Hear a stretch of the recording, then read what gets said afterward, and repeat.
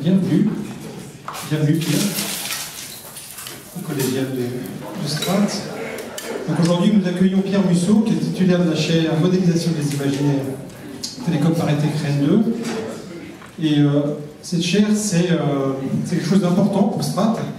C'est la première instance de recherche à laquelle Strat a été associé. Et je remercie Pierre de nous y avoir associés. Ça a été un moment fondateur pour la création d'activités de recherche à l'école. Frédéric était déjà dans la chaire, mais pas du côté de Strat, mais du côté des Bell Labs. Et donc, tu assures la continuité. Cette chaire a bientôt 5 ans. Pierre va vous, j'en suis certain, éclairer les enjeux de la chaire et probablement aussi les pratiques, les résultats. J'espère longue vie à la chaire pour sa deuxième jeunesse. Et la thématique de cette chaire, c'est une thématique qui a longtemps été implicite pour les designers. Les designers travaillent, comme M. Jourdain parle, fait de la prose, à partir de matériaux qui étaient des matériaux imaginaires, mais sans pour autant avoir sur ces matériaux une connaissance structurée, théorisée, instrumentalisée, les intuitions étaient à l'heure, la culture probablement aussi, de l'expérience. Et un des grands enjeux pour les designers du XXIe siècle, qui sont des designers d'expérience, c'est justement de rattacher cette immatérialité qu'est l'expérience à une autre immatérialité qui est les imaginaires, à partir desquels ces expériences vont être conçues. Donc ça, c'est un enjeu énorme pour les designers, c'est un enjeu énorme pour les innovateurs, donc c'est forcément un enjeu énorme pour l'école de design. Et donc c'est pour ça que je suis heureux de vous voir ici pour bénéficier du discours de Pierre, de ses éclairages, sur des enjeux qui sont finalement au cœur du futur métier qui est le vôtre. Pierre, merci beaucoup. Merci, bonsoir. Je ne vais pas du tout parler de ce dont tu as parlé. Je vais parler d'autre chose. Je dirais un mot sur l'imaginaire, ce qui prouve qu'on ne s'est pas concerté. Tu m'avais dit que je parlais de ce que je voulais. Donc je parle de ce que je veux. Je m'excuse aussi parce que je dois partir à 6h30. Enfin, ça vous permet d'être libre plus tôt. Parce que je m'occupe aussi du conseil scientifique du village de l'innovation du Crédit Agricole, qui a été lancé il n'y a pas très longtemps. Et donc j'ai une réunion tout à l'heure à 7h. Alors, je vous parle d'autre chose, mais je vais vous dire un mot sur l'imaginaire. Je voulais vous parler, voilà, de l'imaginaire occidental du monde contemporain et de sa mutation. Oui, c'est vous parler du monde, en fait. Mais l'imaginaire, je veux quand même vous dire en rien pourquoi c'est important, parce que, et j'ai mis le mot imaginaire dans le titre, parce que l'imaginaire, c'est pas l'imagination, c'est un langage. L'imaginaire, c'est un langage qui est fait de textes, d'images et d'émotions. Et l'imaginaire, c'est important parce que on peut travailler sur l'imaginaire, avec l'imaginaire comme une matière première. Moi, j'avais vu ça, Steve Jobs en a peut-être parlé à l'IRCAD, avec des musiciens qui avaient transformé la partition en image et en couleur, et qui retravaillaient la musique à partir des couleurs. Donc, l'imaginaire, ça se matérialise.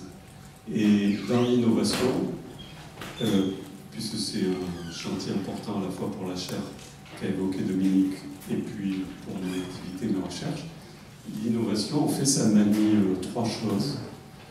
L'innovation, mais la création aussi, je crois. L'imaginaire, comme langage, comme je vais vous le dire, qui est intermédiaire entre le concept et le percept, c'est-à-dire entre la conception théorique et la perception émotionnelle. La modélisation, parce qu'il faut passer par un moment de modélisation, c'est-à-dire de structuration, et ça sert à ça les sciences et les techniques souvent, par exemple la 3D, mais il n'y a pas que la 3D pour modéliser, les mathématiques ça permet aussi de modéliser depuis bien longtemps. Et puis la réalisation, Donc tout se joue dans ce triptyque imaginaire, modélisation, réalisation. Et l'imaginaire, ça se réalise toujours, c'est ça qui est bien, contrairement à l'approche habituelle où on croit que l'imaginaire, c'est des fumerolles. Non, non, pas du tout. L'imaginaire, ça se réalise toujours. Les artistes réalisent leur imaginaire, les scientifiques réalisent leur imaginaire, vous, les designers, vous réalisez. Donc l'imaginaire, c'est fait pour réaliser, c'est pas dissocié de l'action. Au contraire, c'est pour orienter l'action. C'est les différences qu'avait faites Marx et puis qu'a reprise Ricoeur différemment entre l'abeille et l'architecte. C'est que l'architecte, il a un plan dans la tête, il a un imaginaire, et c'est ça qu'il va réaliser. L'abeille, elle sait faire une structure très complexe, mais elle n'a pas de plan. Et donc il n'y a pas d'intervention humaine sans imaginaire, il n'y a pas d'action sans imaginaire. Alors, ce n'est pas mon sujet aujourd'hui, mais si ça vous intéresse, si j'ai fini à 6h20, on aura 10 minutes pour discuter. Donc, moi, je vous parle du monde, de l'imaginaire du monde à partir de la prospective. Alors, j'ai pris un document, mais j'en ai utilisé plusieurs, mais un document de la CIA, pas par esprit de provocation, mais parce que, contrairement à ce que vous pouvez penser, c'est ce document que sort la CIA sur le monde de façon régulière pour définir les tendances du monde, qui sert de référence pour toutes les élites entre guillemets, c'est-à-dire les dirigeants politiques du monde entier et les dirigeants économiques du monde entier. Ils s'appuient sur ce travail, qui est un travail très sophistiqué, c'est pas un discours idéologique, et il y a de l'idéologie dedans, mais ils partent de l'analyse de tendances. Donc c'est à partir de ces tendances qu'on peut réfléchir sur l'évolution du monde. Alors ça s'appelle, vous pouvez le récupérer en ligne, c'est publié aussi, vous avez la référence sur le slide. Alors voilà les 4 grandes tendances que dégage ce rapport. 1, l'émancipation des individus, donc société de plus en plus individualiste, et notamment croissance des classes moyennes. Alors pour vous, ça vous semble évident l'individualisme, parce que vous êtes baigné dans une société individualiste. Mais c'est pas évident du tout. On pourrait analyser la société et penser la société par les groupes sociaux, par les classes sociales, par les rapports de pouvoir, comme faisait Bourdieu. Mais tout ça, c'est des vieilleries. Aujourd'hui, ce qui est dominant, c'est l'approche individualiste. Et je dirais même hyper individualiste, la vision de la société individualiste. La deuxième, avec baisse de la pauvreté, c'est pas totalement faux. Dispersion de la puissance, alors ça c'est le grand phénomène, c'est que, je vais y revenir, on est passé d'un monde qui était bipolaire jusqu'à la chute du mur de Berlin. C'est la grande transformation, c'est les années 80. Pour 1000 raisons, à la fois la chute du mur de Berlin, la mondialisation, puis l'explosion des technologies, notamment dites numériques, ce qui est une anomalie. Ça n'existe pas, le numérique. Mais alors, on est passé d'un monde bipolaire à un monde unipolaire, après la chute du mur de Berlin, et on rentre dans un monde peut-être multipolaire, en tout cas dans lequel la Chine, d'où la course de toutes les écoles vers l'Asie et la Chine, mais pas que les écoles, vers la Chine et vers le Sud. Et l'Inde aussi, bien sûr. Les modèles démographiques, croissance de la population, et 3 phénomènes très importants, les migrations, on les voit de façon dramatique en ce moment en Méditerranée, mais dans d'autres régions du monde, l'urbanisation et le vieillissement. Et 4e grande tendance, l'augmentation de la demande en nourriture, eau, énergie, et bien sûr les changements climatiques. Vous voyez tout de suite, rien qu'avec ces grandes tendances, vous avez déjà tous les discours des politiques et des élites économiques qui reprennent de façon récurrente ces thématiques. Alors les tendances, je vais les regarder très vite autour de 9 problématiques. Si vous voulez, pourquoi c'est important de faire ça? Parce que ça vous donne la toile de fond de l'imaginaire dans lequel nous baignons, si vous voulez. C'est que les imaginaires, ce n'est pas que les imaginaires des individus, des groupes, on pourrait appliquer les imaginaires aux objets. Les objets sont porteurs d'imaginaires, comme vous savez. Je veux dire, ce stylo, la bougie, il porte tout un imaginaire. il y a une toile de fond qui est l'imaginaire qu'on a du monde, ou de la société française, ou de l'Europe. Bon, ça c'est un des imaginaires occidentaux, en tout cas, vu du Nord, si vous voulez, du monde. Changement climatique global, j'insiste même pas. Enfin, si, je vais donner un slide parce que c'est la tarte à la crème avec le sommet à la fin de l'année en France. Évolution démographique, urbanisation, ressources, évolution technologique. Alors, j'ai fait ce slide exprès parce qu'en général, on ne parle que des évolutions technologiques.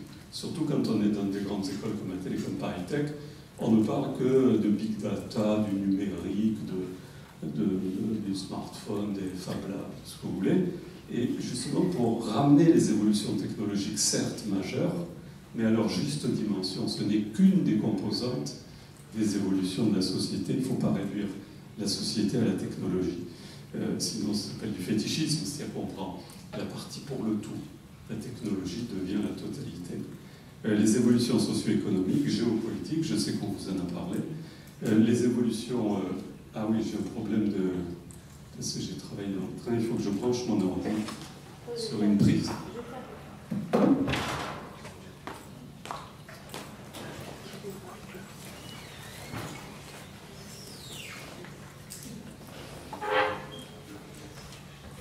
vous permet de prendre des notes.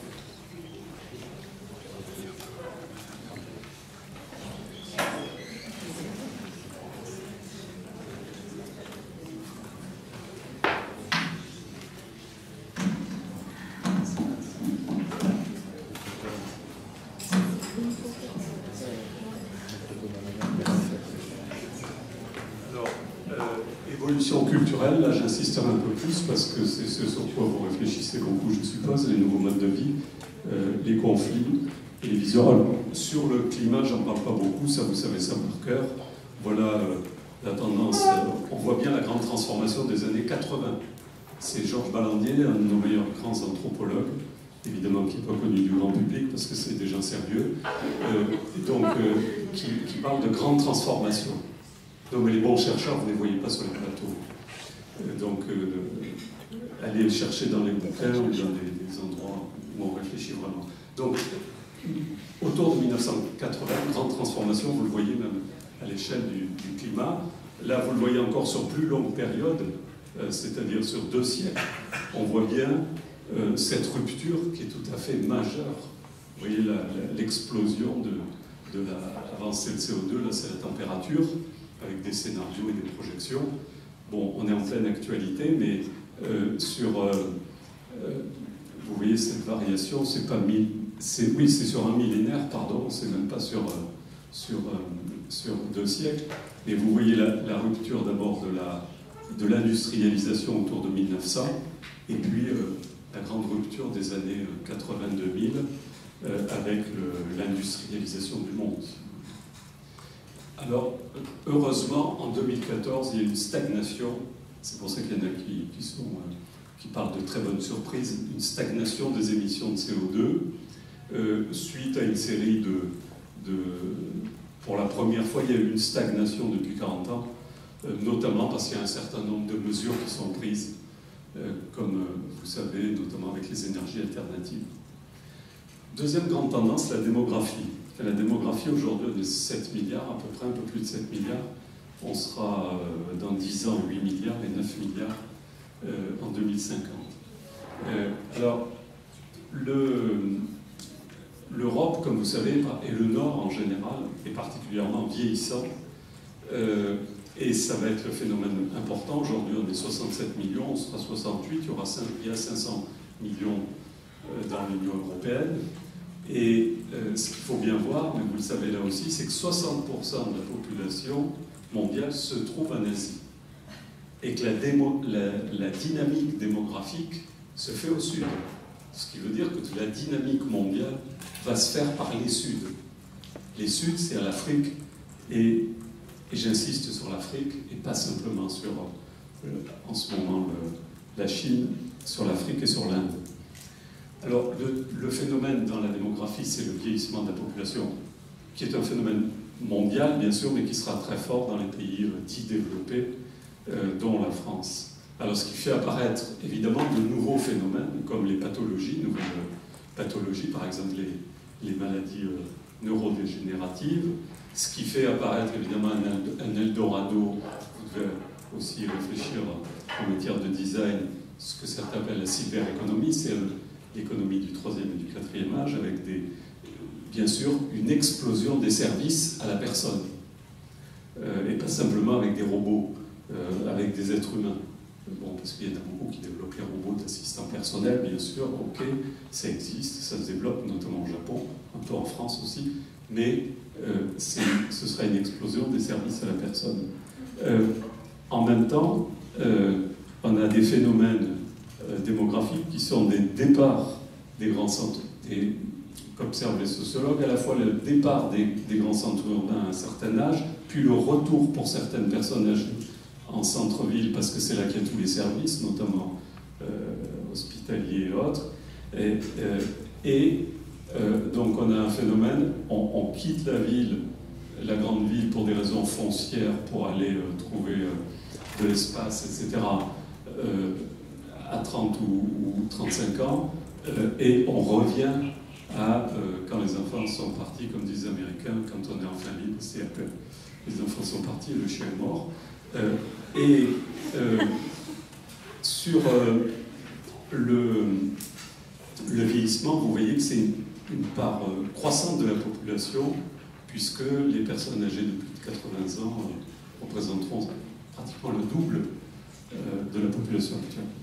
Alors, vous voyez, oui, et vous allez voir un des paradoxes extraordinaires de ce qui va arriver dans les années qui viennent, c'est que vous voyez que la population jeune, elle est essentiellement, et là où il y a la dynamique la plus forte, en Afrique et en Asie, notamment en Inde, un petit peu aussi en Amérique latine, en tout cas au sud.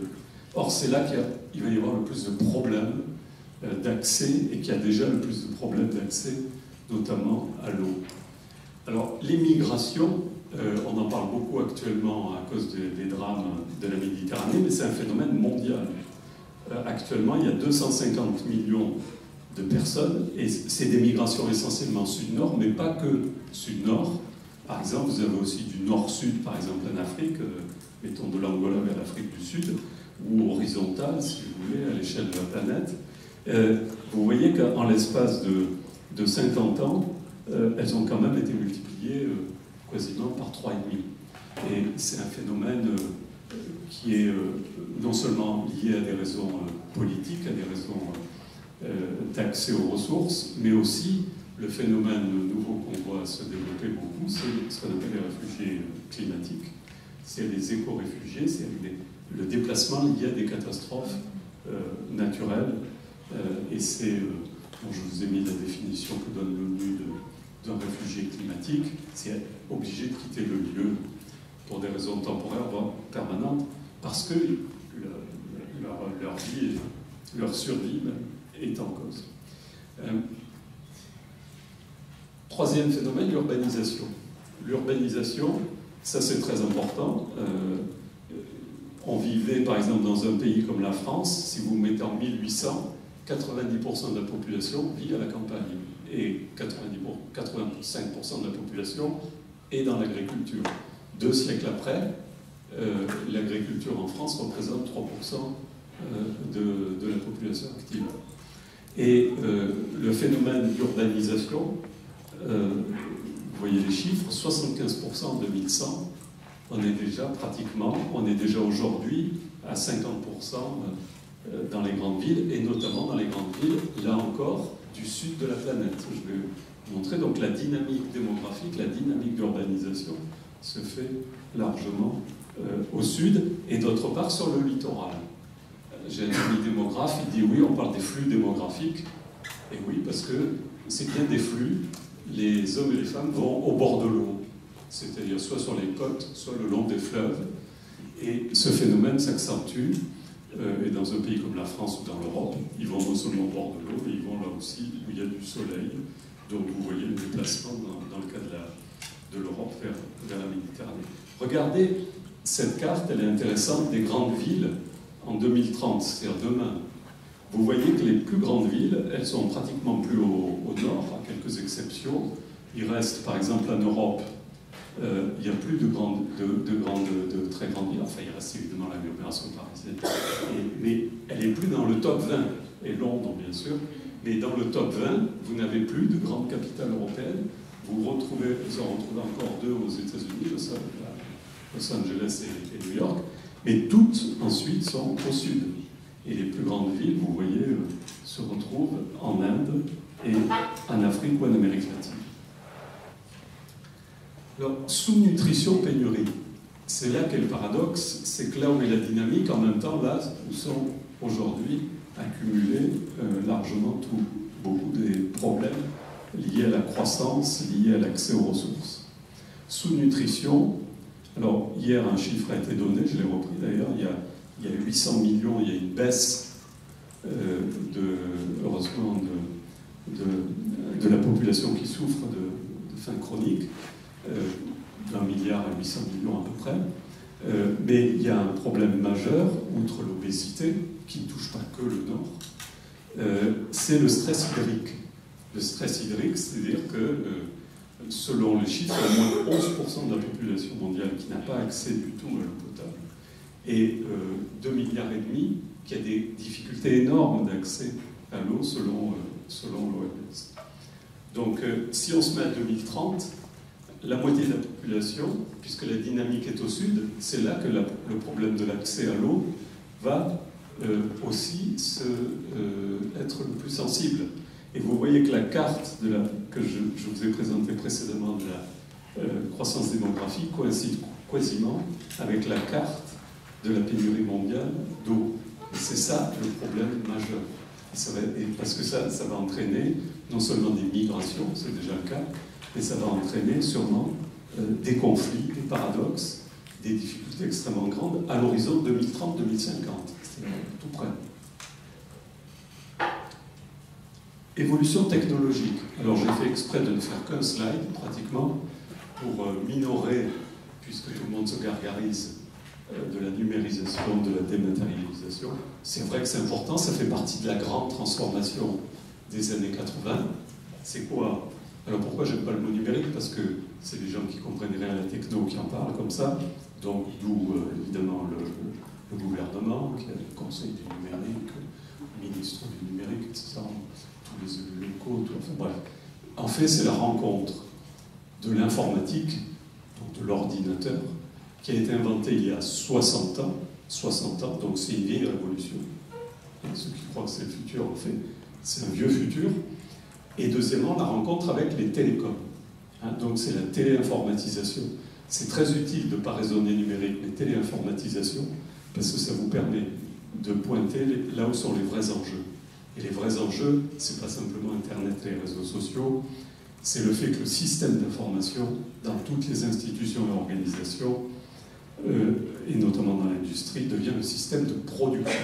C'est qu'aujourd'hui, une entreprise, c'est une entreprise mondiale qui produit avec son système d'information parce qu'elle est éclatée, elle met ses compétences dans le monde entier. Et qu'est-ce qui fait l'assemblage et le fonctionnement d'une entreprise et d'une production aujourd'hui? C'est son système d'information. C'est pour ça qu'avec le mot numérique, comme disait Sartre, il y a des mots comme ça, c'est des baillons sonores. Ça vous étouffe, en fait, donc il faut les avoir de... Alors, les TIC, bien sûr. Alors, Internet, je ne vous en parle même pas, je les cite, parce que c'est dans la presse, Internet des objets, il est déjà là, il va se développer. Informatisation banalisée, je préfère ce mot informatisation. Bon, les réseaux très haut débit, le cloud, le big data, la cybersécurité, évidemment. Moi, je me rappelle quand je parlais à mes étudiants à la fin des années 90, je leur disais, faites gaffe, l'imaginaire, je vais vous faire une incise sur l'imaginaire pour répondre à l'appel initial de Dominique. L'imaginaire, vous avez une règle simple, parce que ça a une logique, l'imaginaire, c'est un langage, comme disait Lacan, c'est structuré. La psychanalyse a beaucoup travaillé sur l'imaginaire. L'imaginaire est comme un langage, c'est structuré comme un langage. Et donc on retrouve la grammaire de l'imaginaire. C'est ce sur quoi on travaille dans la chaire que tu évoquais. Mais une règle toute simple, mais qui est centrale, et qui fait gagner beaucoup de temps, c'est que l'imaginaire est toujours ambivalent. Si je vous dis l'enfer, c'est pareil que si je vous dis le paradis. D'accord? Si je vous dis le paradis, je vous ai dit l'enfer. Alors, quand je dis Internet, par exemple, ou à la fin des années 90, vous savez, c'était l'époque de la nouvelle économie, de l'Eldorado, etc. C'est à l'époque où il y avait beaucoup de techno-messianisme sur l'Internet. Ah ben, après les événements du 11 septembre, Patriot Act, etc., vous avez vu le 11 janvier, c'est la faute à l'absence de surveillance sur Internet, ce qui est une ânerie, évidemment. Internet n'est qu'un paramètre de la société, n'est que le reflet de la société. Donc, mesures sur le renseignement, restriction des libertés. Donc, dire la liberté, c'est dire la surveillance. Dire la circulation, c'est dire la surveillance. Donc, plus vous dites que vous êtes dans une société numérisée qui va offrir des potentialités de libération, c'est vrai, mais tout autant de surveillance généralisée. C'est la même chose, l'enfer et le paradis. Donc, c'est pour ça que réfléchir en termes de techno-imaginaire, d'imaginaire des technologies, ça vous fait gagner beaucoup de temps. Par exemple, quand vous réfléchissez sur la mobilité, j'avais fait pas mal de travaux au début du téléphone, enfin, du smartphone, et on a tout de suite compris qu'un des usages majeurs du téléphone mobile, ce serait l'immobilité. C'est-à-dire qu'il allait remplacer le fixe. Et regardez vos propres usages, vous utilisez autant, sinon plus, le téléphone en immobilité, c'est-à-dire chez vous, sur votre lieu de travail, qu'en mobilité. Donc dire la mobilité s'accentue, c'est aussi dire l'immobilité. Donc c'est très important parce que ça vous permet y compris d'envisager les usages, de toujours les envisager de façon paradoxale. Mobile, immobile, ubiquité, présence physique, etc. Nouvelle technologie urbaine. Bon, création de villes ex nihilo, ça se fait pas mal en Chine. C'est-à-dire on vend des villes, on conçoit et on vend, si je puis dire, et on réalise des villes intégrées, véhicules autonomes. Nouvelle technologie de production, bon, robotique, Fab Lab avec enfin l'impression 3D. Bon, révolution des makers, peut-être. Moi, les discussions que j'ai avec les grands industriels ne me disent pas tout à fait ça. Mais le techno-messianisme, il est récurrent. C'est-à-dire que tous les jours, il y a une révolution technique, si vous voulez. Donc il faut se méfier il faut les mettre en perspective de long terme. Alors là où il y a eu quelque chose de très important, c'est dans les biotechnologies. Parce que, effectivement, tout le secteur de la santé et sans doute du vivant va être bouleversé par la rencontre entre les technologies de l'information et les technologies du vivant. Bon, et puis les nouveaux matériaux, par exemple le graphène, on en parle peu, mais c'est quelque chose de très important, et les nanotechnologies. Alors, technologisation généralisée, accélérée des sociétés, là aussi c'est une formule de Georges Ballandier. Innovation intensive, ça veut dire qu'on est en pleine période. Il y a une obligation, même économique, concurrentielle, voire une injonction à l'innovation. Alors voilà ce que dit Michel Serres. Michel Serres, bon, maintenant il est un peu âgé, c'est pour ça qu'il est à l'Académie française. Moi je l'ai eu comme prof. Quand on rentre à l'Académie française, c'est le fauteuil un peu lourd, les décorations. Et ce qu'avait dit Saint-Simon, dont je suis un admirateur spécialiste, il disait oui, quand on va endormir un intellectuel, il disait ça à propos de Newton, on les met à l'Académie. Donc quand on va endormir les intellectuels, on les met à l'Académie. Bon, bref. Mais bon, il produit encore, et il est bien, Michel Serres, et il dit un truc intéressant. Il dit c'est moins une révolution technologique, et pas que une révolution technologique, c'est une révolution anthropologique.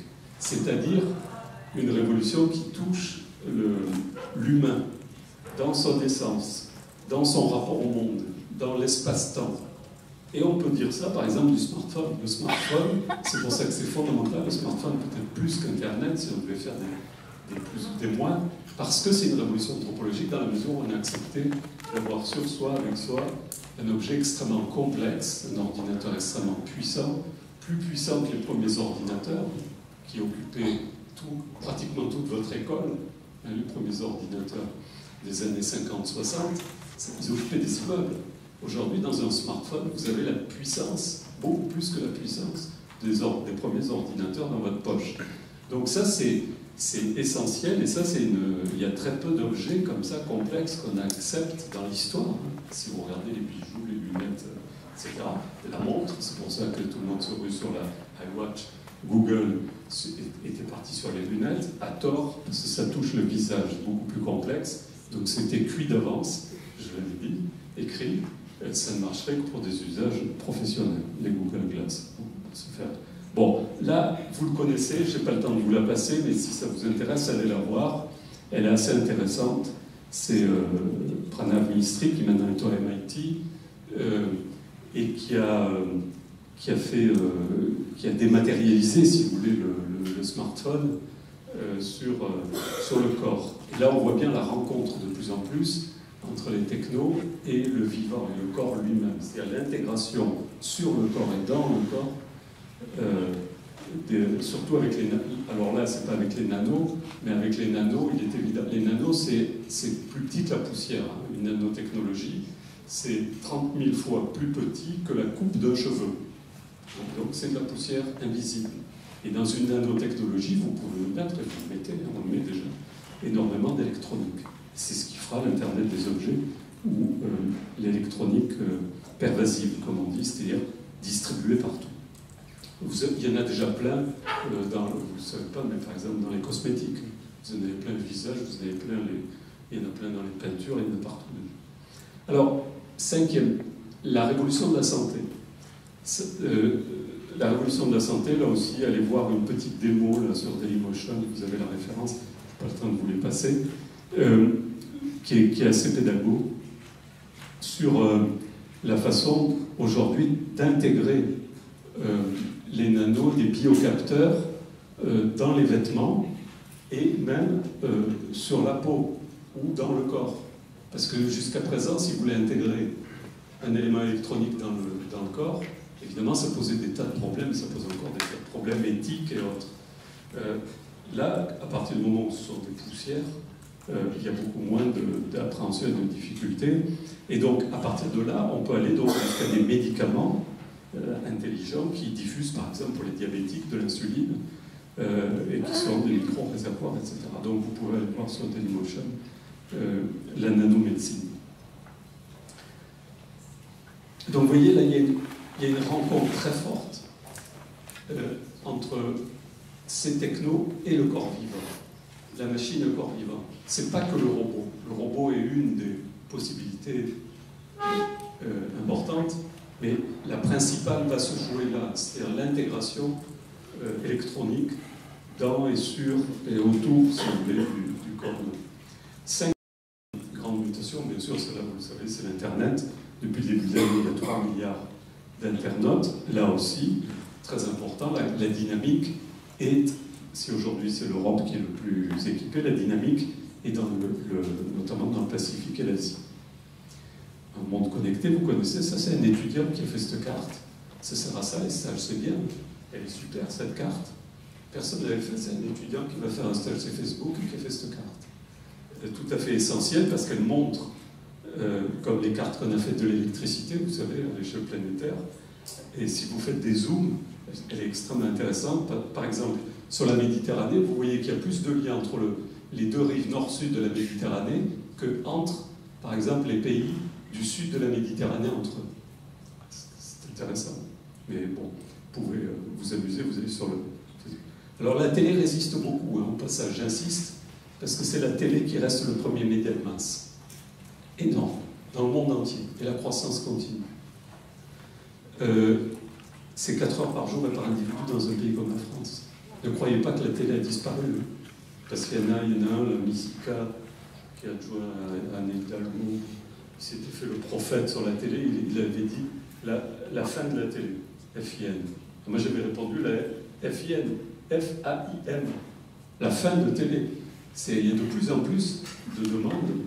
Alors c'est pas automatiquement la télé dans le salon, mais c'est la télé sur tous les écrans, hein, notamment la tablette ou l'ordinateur. Chez les personnes de plus de 60 ans, c'est 5 heures. C'est très sérieux. C'est pas j'allume et je vais faire la cuisine, c'est j'allume et je regarde. Quelques évolutions économiques. 1 milliard de pauvres.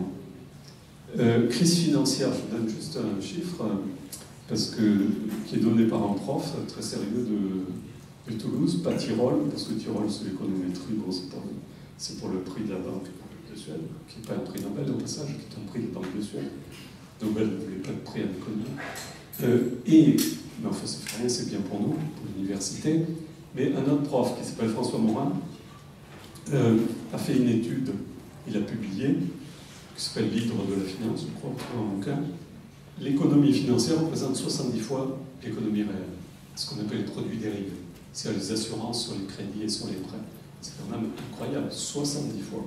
Donc, comme on n'a rien réformé, ça veut dire qu'on a des crises à répétition tous les 8 ans, en gros.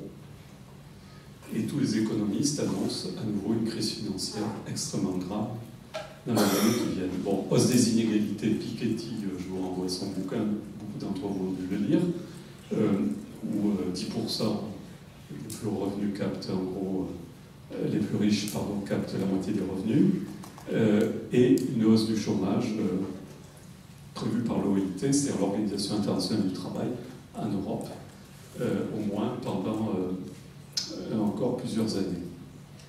Alors comment est vue aussi l'économie mondiale? Elle est vue avec des zones de polarisation. Et les polarisations, du point de vue économique, vous voyez, c'est tout à fait l'opposé de ce que je vous ai dit sur la démographie et les ressources. C'est ce qu'on appelle la triade.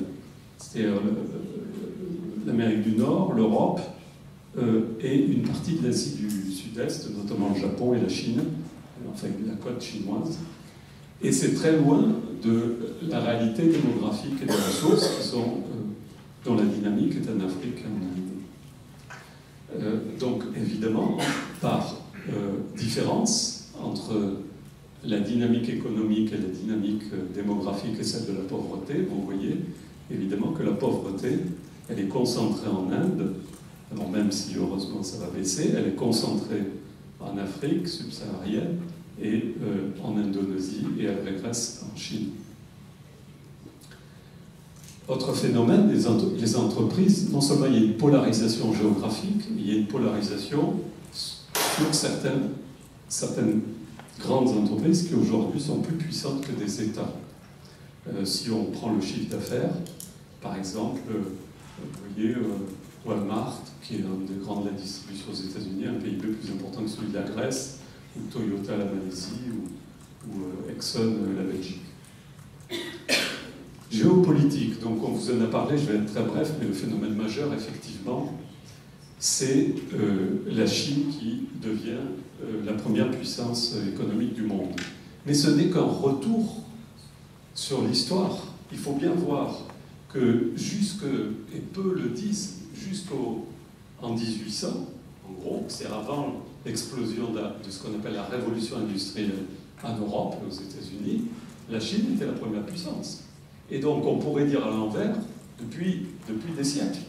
Donc les 2 siècles qu'on vient de vivre de révolution industrielle multiple ne sont qu'une parenthèse dans cette histoire qui a vu la Chine passer, stagner par rapport aux États-Unis et à l'Europe.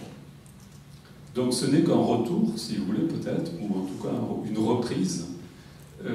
Alors tout l'enjeu des prévisions et des scénarios de l'Occident, en tout cas, c'est y aura-t-il ou pas coopération, fusion ou affrontement entre la Chine, en gros, et les États-Unis. C'est l'horizon du XXIe siècle, c'est ça un enjeu majeur avec celui dont je vous ai parlé à propos de la démographie et de l'accès aux ressources. C'est ça le deuxième grand enjeu. Le CO2, c'est important, mais bon, je ne veux pas rentrer dans le débat, parce que vous avez vu que l'Académie des sciences, moi je ne suis pas dans les climato-sceptiques, mais c'est peut-être pas c'est un des enjeux, mais c'est pas peut-être le plus important. Vous imaginez une guerre entre les États-Unis et la Chine. Bon. Alors la mondialisation, c'est à la fois une opportunité et une menace. Montée des Suds, on est passé, comme je vous disais, de la bipolarité à l'unipolarité qui a duré un temps, qui a duré en gros entre les années 90 et aujourd'hui, et on s'oriente vers ce que le rapport Pisani-Ferry a appelé, que vous pouvez charger en ligne, la multipolarité.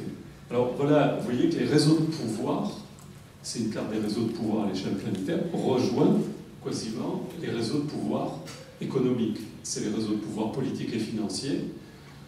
Saskia Sassen, qui est une chercheure australienne, a beaucoup insisté là-dessus, c'est le fait que le monde se structure en réseaux de pouvoir financier, réseau de pouvoir urbain et réseau de pouvoir économique.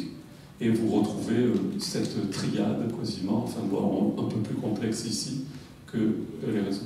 Alors, évolution culturelle, on n'insiste pas assez, mais transformation du monde à partir des années 80-90,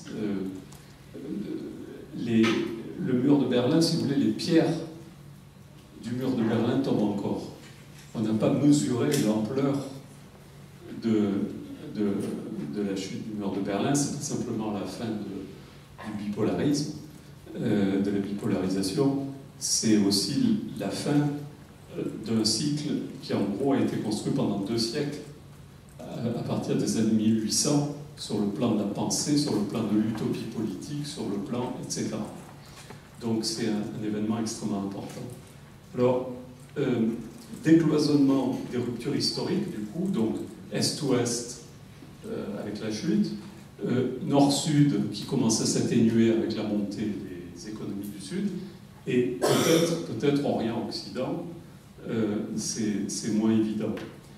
En tout cas, un monde, on peut caractériser le monde actuel, là aussi je m'appuie sur Georges Balandier, comme un monde en mouvement. Clairement, c'est le mouvement, c'est la mobilité qui caractérise ce monde, et pas à cause des migrations, et l'incertitude. L'incertitude est le grand... ce que Balandier appelle aussi dans son dernier bouquin, la chaologie. On rentre dans l'ère du chaos, hein, qui a souvent été l'état du monde, hein, un monde incertain. Alors, croissance de la classe moyenne et de l'individualisme, avec un sentiment en même temps de déclassement, c'est-à-dire la tendance à une augmentation très forte. Bon, classe moyenne, c'est un concept très, très flou, mais disons, parce qu'il va des employés au cadre sup, si vous voulez. Donc, une intégration dans ces classes à l'échelle planétaire, mais en même temps un sentiment de ces classes moyennes d'être déclassées.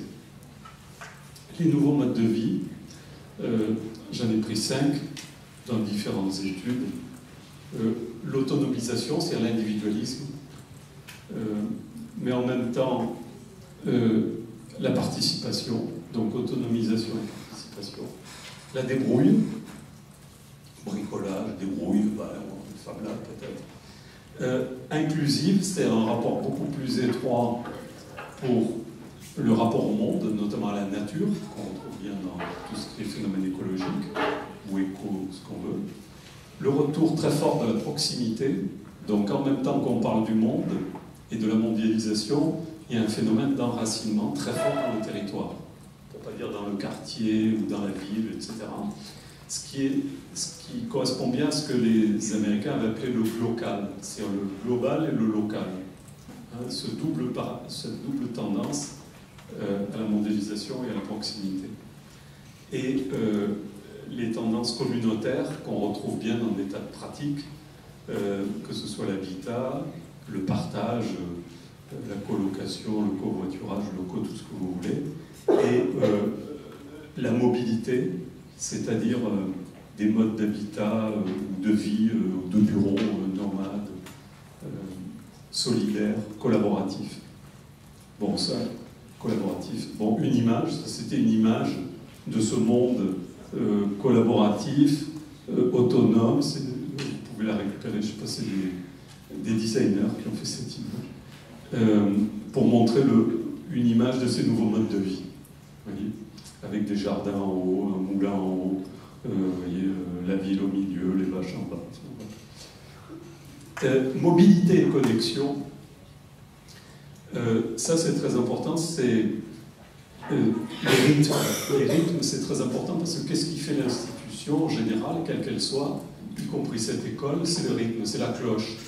Qui décide, c'est la cloche, c'est les horloges, hein, depuis toujours. Hein, d'ailleurs, le capitalisme et l'industrie ont été construits, Daniel Bell, un des grands sociologues américains, après Lewis Mumford d'ailleurs, avait dit que ce qui fait le rythme dans l'industrie capitalistique, c'est la cloche, c'est l'horloge.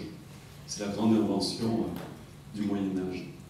Et si vous réfléchissez, qu'est-ce que c'est qu'un ordinateur? C'est une horloge. Un ordinateur, c'est une horloge. D'ailleurs, Steve Jobs, qui était très malin, a fait toute sa pub sur les horloges pour annoncer ses produits.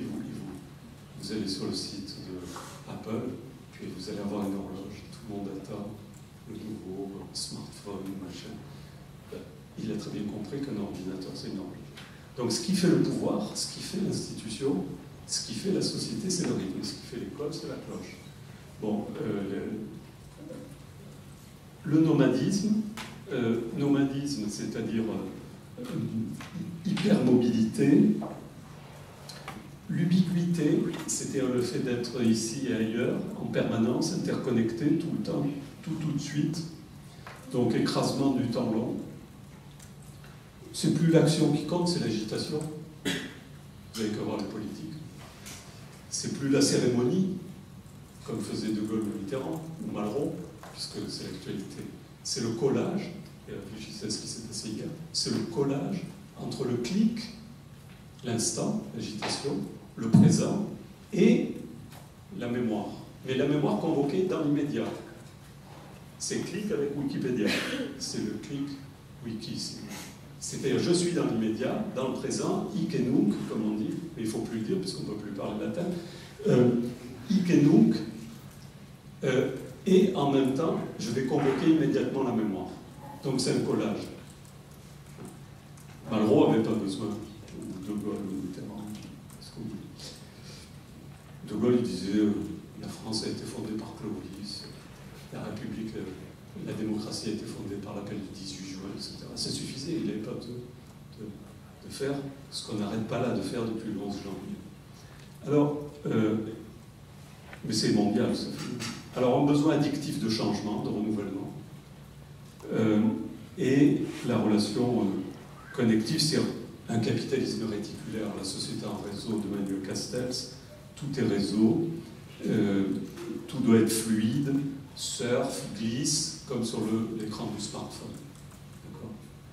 Il faut que ça glisse, il faut que ça surfe, il faut que ce soit cool, etc. Voilà. Voilà une image encore de cette mobilité dans la vie. Alors, vous voyez, il y a les sociologues, là je cite Lipovetsky, il dit que c'est un mélange de fast life et slow life. C'est les deux, c'est les paradoxes. Ce qui est intéressant, c'est de travailler les paradoxes. Si vous avez compris ce qu'est l'imaginaire, enfer veut dire paradis, dire fast life, c'est dire slow life. Hein, slow food, slow science, slow life, slow ce que vous voulez. Les deux à la fois. Aller très vite, aller en mobilité, mais quand même que ce soit cool, fun, c'est-à-dire que ce soit sympa, avec une qualité. Donc on va retrouver le farniente, on va retrouver la marche, la randonnée, le hammam, ce que vous voulez. Un monde moins violent, avec un point d'interrogation. Donc pour le design, il faut travailler sur les paradoxes. Il faut intégrer les paradoxes dans les services et les objets. C'est le B à bas. C'est le B à bas. Me semble-t-il, de mon point de vue. Mais je parle devant des professionnels. Vous contesterez. Alors un monde moins violent, ça c'était vrai, ça a été observé, c'est le nombre de conflits, là. À l'exception de la période 1900-1910, juste avant la méga catastrophe de 1914, donc c'est pas tellement rassurant, on a observé que la décennie 2001-2010 a été la plus faible en nombre de conflits, donc comparable à celle du début du XXe siècle. Bon, j'espère que ça ne va pas se poursuivre comme après 1910, mais il y en a beaucoup. Vous pouvez aller voir Gilles Bonafi là, sur son blog, qui est reconnu comme un des spécialistes là-dedans, et qui lui dit, bon, après les crises majeures, en général, il peut y avoir des conflits majeurs. Donc, incertitude. Alors, quelle vision du monde à partir de ça, de ces 9 grandes tendances? On peut avoir une vision, ça c'est celle du gouvernement, en gros, depuis Zaniferi, c'est l'Europe, c'est de l'eau tiède. c'est transition entre deux mondes. On passe d'un monde à l'autre. Comme ça, tout le monde est content. On est dans la transition. Donc on perd l'ancien, mais on va conquérir le nouveau. Pourquoi pas, c'est sympa, mais ça suppose, si c'est ça, ça suppose de faire comme ont fait ceux qui sont partis en 1492, qui ont eu l'audace de traverser l'Atlantique, et de ne pas rebrousser au milieu du chemin. Parce que, imaginez 1492. Quand vous êtes au milieu du chemin, vous avez autant de chemin à parcourir pour revenir que pour arriver. Et vous avez plus de certitude à revenir et de retrouver la côte que de découvrir le nouveau monde si vous continuez. Et vous n'en savez rien. Donc c'est ça qui est super. Donc il faut avoir l'audace de l'exploration. C'est ce qui manque absolument en ce moment. Donc là, c'est transition insipide entre le monde, sans exploration audacieuse. L'ouverture, bon, pessimiste versus optimiste, je vais vous dire ce que dit la CIA, mais la tendance dominante, c'est effectivement le déclinisme en ce moment. Déclinisme de l'Occident qui a été annoncé par Nietzsche, annoncé, vu, vécu même Nietzsche, enfin tous les romantiques d'ailleurs, du 19e, Spengler bien sûr, Heidegger, les grands philosophes. Et alors, la plupart des bouquins un peu prospectifs, voilà, j'ai mis quelques titres, 2030, l'Odyssée de la poisse, 2030, Nouvelle de le monde qui tombe, le crack écologique, on pourra ajouter le crack financier, l'apocalypse. Alors, voilà, métamorphose ou effondrement. Vous voyez, vous avez deux grandes thèses en ce moment sur la métamorphose, la transition, la métamorphose et bien Morin, éloge de la métamorphose, donc l'ancien qui s'en va, le nouveau qui naît, et la thèse plutôt de l'effondrement, effondrement de l'Occident. Alors voilà par exemple un des bouquins qui s'appelle L'Apocalypse de 2030 de Christian Michel, vous voyez, qui lui a observé tous les 5-8 ans des crises, et donc qui s'amplifient et qui s'accentuent, et donc qui annonce de nouvelles crises, voire un conflit Chine-USA. Alors pour la CIA, le rapport dont je suis parti, voilà les 4 scénarios. Ils ne se sont pas trop mouillés. Le scénario très pessimiste, pas de croissance, conflit majeur à l'échelle mondiale. Un scénario pessimiste, pas de conflit mondial, mais des inégalités accrues et des tensions à l'échelle planétaire. Scénario optimiste, c'est le bisounours Chine-États-Unis. Et puis, un scénario optimiste mais moins, c'est un monde non étatique, si vous voulez, c'est-à-dire moins conflictuel, mais basé sur le local, un monde patchwork, où ceux qui prennent le pouvoir, ce sont les entreprises, les ONG, la société civile et le monde économique, si vous voulez. C'était les deux grands acteurs de l'Internet, si vous voulez, versus les États. Les GAFA avec les internautes. Alors donc, ce qui est à peu près probable, si on suit ces tendances lourdes, et heureusement il y a des ruptures et il y a de l'incertitude, un monde plus chaud, un monde plus gros, plus vieux, un monde peut-être moins inégal selon les scénarios, plus individualiste, sûrement plus interconnecté et technologisé, plus polycentrique, plus urbain, plus incertain, plus risqué. Imaginez, par exemple, les réseaux tombent en panne, vous imaginez, une panne d'Internet, mais en même temps beaucoup d'opportunités. Alors ça, c'est largement la vision de l'imaginaire occidental qui est pour l'essentiel bâtie sur une vision technologique. C'est-à-dire que, Stigler a dû vous le dire, pharmacode, en grec, c'est le remède et le poison. Et les Grecs avaient raison de se méfier de la technique. Ils pensaient que c'était une ruse. C'est pour ça qu'ils avaient... Nous, on a dissocié art et technique, comme vous savez, c'est au cœur du design. Mais les Grecs, ils n'avaient pas dissocié. Techné, ça veut dire art et technique. Et cette dissociation que nous avons faite, on pense que la technique est une solution aux maux créés par la technique. C'est-à-dire, nous avons engendré des dégâts climatiques, nous avons engendré des dégâts humains avec les technos. Ah, mais on va trouver la réponse et le remède dans la techno. Je vous donne du poison, ah, mais je vous redonne un peu plus de poison, c'est ça qui va vous guérir, c'est une question de dosage. Voilà la vision dominante occidentale, donc qui reste pour l'essentiel un modèle productiviste et techno-productiviste, avec évidemment des critiques, des alternatives écho ou critique, je veux dire écho, ce que vous voulez, et critique de ce modèle dominant. Mais pour l'instant, c'est quand même les GAFA. GAFA, c'est Google, Apple, Facebook et Amazon. C'est les GAFA. C'est plus les États-Unis qui dominent, c'est les GAFA. Le pouvoir est passé sur la côte ouest. Et c'est eux qui nous annoncent la révolution, d'ailleurs, qui vous annoncent la révolution. Donc les révolutions, tous les jours, la révolution Google, Google change le monde. C'est plus Marx, c'est plus je sais pas qui, c'est plus Thomas More. L'utopie est une utopie technologique en Occident. C'est une techno-utopie. C'est celle des GAFA. Alors il faut questionner, et je m'arrête là parce qu'il est 25, il faut questionner notre image du monde occidental. Notre imago mundi. Imago mundi, c'est les théologiens du Moyen-Âge, ils avaient compris que le monde était structuré par rapport à l'image du monde qu'on a. Les Grecs n'avaient pas la même image que nous. Le Moyen-Âge n'avait pas la même image du monde que nous. Nous, on a une image du monde qui est celle que je vous ai décrite. Et le défi, c'est justement l'exploration, civiliser les nouveaux mondes, dit Balandier. C'est une belle formule. Les nouveaux mondes, c'est pour dire les mondes qui ne sont pas dans la nature, comme était l'Amérique pour 1492, mais les nouveaux mondes artificiels que nous créons nous-mêmes. C'est-à-dire que nous créons des mondes artificiels, des réseaux, des robots, ce que vous voulez. Et il faut explorer en même temps les mondes que nous créons. Il faut à la fois les créer et les explorer simultanément. Donc un monde incertain, d'où l'importance de l'esprit d'aventure, et de porter un regard distancié sur l'Occident. Regarder différemment l'Occident.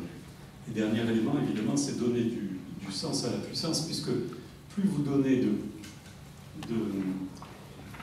de priorité à la technologie, à la puissance technologique, et plus la question du sens de cette puissance se pose. Alors, on pourrait dire puissance sans sens n'est que ruine de l'âme. Hein, c'est exactement ça. Et nous sommes là-dedans en ce moment. Donc toujours plus de puissance technologique, de big data, de big tout ce que vous voulez. Et pourquoi? La question, c'est pas comment, c'est Auguste Comte qui nous a liquidé le pourquoi. Il a dit maintenant, on ne se pose plus la question des causes et du pourquoi, on se pose la question du comment. Efficacité, efficiency, productivité. Ah, on ne se pose plus que la question du comment. Ah ben d'accord, alors où on va? Pourquoi? Pourquoi vivre? Alors, dernier slide, il faut regarder différemment le monde. Par exemple, par les Suds. Il faut renverser la carte, vous voyez.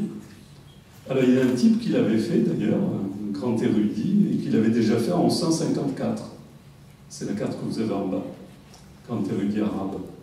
On va regarder le monde par en bas. C'est intéressant hein, de regarder le monde par en bas. Où vous avez bien vu pourquoi la grande transformation. Parce qu'en 62, on a vu pour la première fois que la Terre, c'était une toute petite bille bleue, ce qu'imaginaient les poètes. On a vu que c'était ça, et on a pris conscience de la finitude du territoire. Et alors, il y avait un type, lui, qui avait compris tout ça il y a longtemps, qui s'appelle Leibniz, et qui disait, ben voilà, il y a différents mondes possibles. Et en fait, il y en a un qui a été choisi, en fait, c'est une image du monde, c'est celle de la théodicée, de la théologie. C'est Dieu qui l'a choisi. Il a pris le meilleur possible. Et en fait, c'était la plus grande critique qu'on pouvait faire de Dieu, puisqu'on ramenait Dieu à un calculateur. On faisait de Dieu un être rationnel, qui avait calculé le meilleur monde possible. Et donc, du coup, on tuait l'idée de Dieu. Donc, Leibniz a trouvé la meilleure façon, si je puis dire, de séculariser le monde en disant, en fait, nous sommes dans le meilleur des mondes, qui est celui créé par Dieu. Donc ça nous fait réfléchir sur les possibilités d'autres regards sur le monde. Voilà, je vous remercie. S'il y a une question, j'ai 2 minutes et je peux répondre en style télégraphique à 2 questions.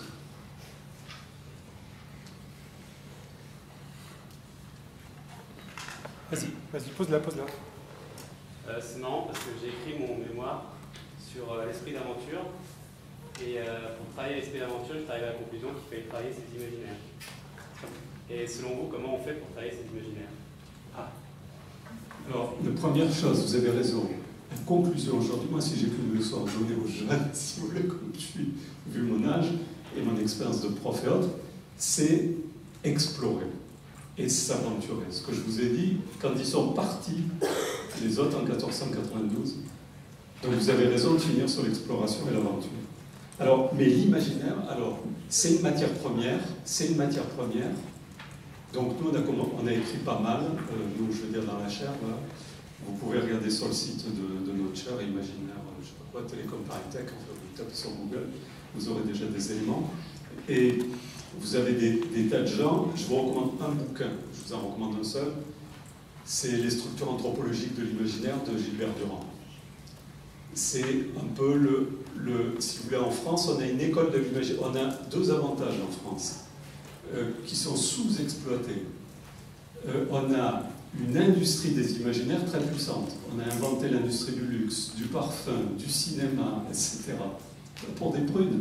Et on a les théoriciens de l'imaginaire les plus forts, historiquement, qui s'appellent notamment, un des plus importants, qui s'appelle Gaston Bachelard. Donc allez lire du Gaston Bachelard sur les 4 éléments de la matière, eau, terre, feu et air. Et Bachelard avait bien compris, c'est le meilleur théoricien, Gilbert Durand est un de ses élèves. Donc les structures anthropologiques de l'imaginaire. Et Bachelard avait bien compris qu'il y avait 2 éléments fondamentaux dans la pensée. Il y a la modélisation scientifique, et c'est un des plus grands épistémologues, des plus grands théoriciens des sciences. Et en même temps, l'imaginaire qu'il a exploré par le biais de la psychanalyse. C'est-à-dire que pour rentrer dans l'imaginaire, il dit on ne peut pas explorer l'imaginaire par les concepts. Il faut explorer l'imaginaire par les images et l'inconscient, la psychanalyse, d'où Freud ou Lacan d'ailleurs, qui ont continué. Alors que sur le terrain scientifique, on va explorer avec les méthodes et les concepts. Et les deux sont complémentaires, mais sont dissociés, comme le jour et la nuit. Hein? Heureusement, on n'a pas masculinisé la lune. Hein? C'est très important. La lune est féminine et le soleil est masculin. C'est très bien d'avoir les deux, le jour et la nuit. Masculinité, féminité. Et c'est pareil, concept, image. Et puis donc c'est l'horloge qui interrompt comme toujours, et c'est normal. Et je suis conforme à mon exposé, cohérent avec ma pratique. Je vous remercie et je vous dis bonne chance.